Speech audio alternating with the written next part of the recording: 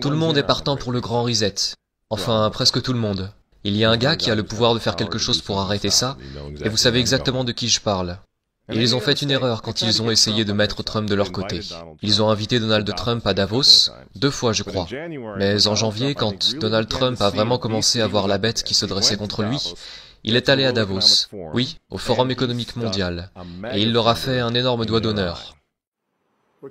Nous nous sommes engagés à préserver la majesté de la création de Dieu et la beauté naturelle de notre monde. Mais pour embrasser les possibilités de demain, nous devons rejeter les éternels prophètes de malheur et leurs prédictions de l'Apocalypse. Ces alarmistes exigent toujours la même chose, le pouvoir absolu de dominer, transformer et contrôler chaque aspect de nos vies. Nous ne laisserons jamais les socialistes radicaux détruire notre économie et ruiner notre pays. 2 jours après que Donald Trump ait donné ce discours, un gauchiste de 89 ans, l'étrange milliardaire George Soros, a fait une intervention d'urgence, à Davos une fois de plus, avertissant que les élections américaines de 2020 détermineraient, je cite, le sort de notre monde. Maintenant, puisqu'on parle de Davos, jetez un coup d'œil une fois de plus.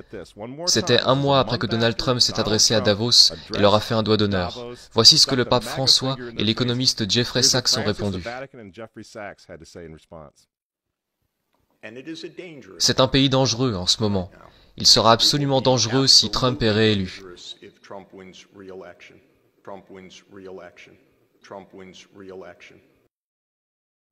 François a invité ce type au synode sur l'Amazonie en tant qu'invité d'honneur et conseiller. Il est aussi conseiller de Bernie Sanders. Qu'est-ce qu'il fait au Vatican? Pourquoi ce type qui est un promoteur pour le socialiste pur et dur Bernie Sanders, se retrouve en tant que conseiller pour le pape? Pourquoi a-t-il ses accès au Vatican? Jeffrey Sachs soutient l'avortement et la contraception, mais ce n'est pas un problème pour le Vatican. Pour le Vatican, pour le pape François et pour ses amis à l'ONU, c'est évidemment Donald Trump le problème. Je considère clairement l'administration Trump comme un danger pour le monde, mais tel que je le vois, comme un phénomène purement temporaire, qui disparaîtra en 2020.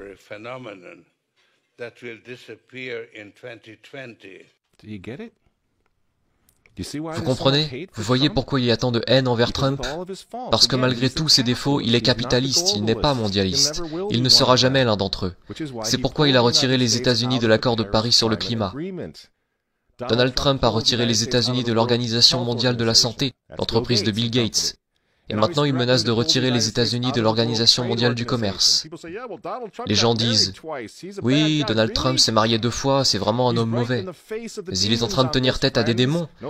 Personne n'a dit qu'il était saint. Il frappe les vaches sacrées des Nations Unies dans le monde entier en ce moment même. L'Assemblée générale vote couramment à 185 voix contre les États-Unis sur presque tous les sujets désormais. Et vous vous souvenez, puisqu'on parle des Nations Unies, en novembre 2019, juste avant que le coronavirus arrive, Trump est allé aux Nations Unies, à l'Assemblée générale, et il a déclaré la guerre au mondialisme. Les dirigeants avisés mettent toujours le bien de leur propre peuple, de leur propre pays, en premier. L'avenir n'appartient pas aux mondialistes. L'avenir appartient aux patriotes.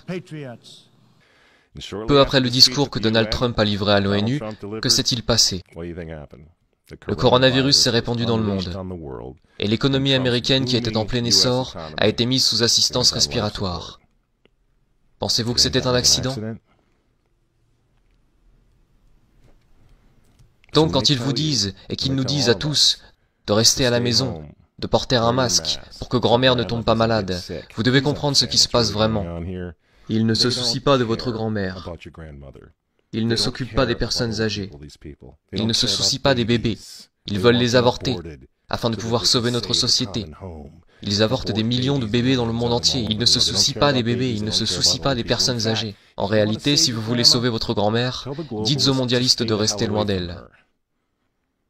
Vous vous souvenez comment certains d'entre eux, comme Cuomo ou d'autres du même genre, ont renvoyé des patients atteints du coronavirus dans les maisons de retraite? Voilà à quel point ils se soucient de votre grand-mère. Et le but du jeu est maintenant de mettre l'économie des États-Unis à genoux, la réduire à néant, pour que tout le monde réclame le grand reset. rendre cette nouvelle normalité si anormale que même vous et moi, vous savez, dans un avenir proche, nous supplierons pour avoir des vaccins, car on nous aura rendus fous à ce moment-là, à mendier pour tout ce qui nous gardera en sécurité, selon nos geôliers et gardiens, et nos gardiens de zoo, vous voyez. C'est ce qu'ils veulent, c'est pourquoi ils continuent à utiliser ce terme de nouvelle normalité. Vous voulez combattre ? Retournez au travail, retournez à l'école. Si vous êtes en bonne santé, retirez votre masque. Et pour l'amour de Dieu, retournez à l'église et priez pour que Trump l'emporte en novembre. C'est à ça que sert le grand reset, le faux dossier russe, l'impeachment. Vous voyez ?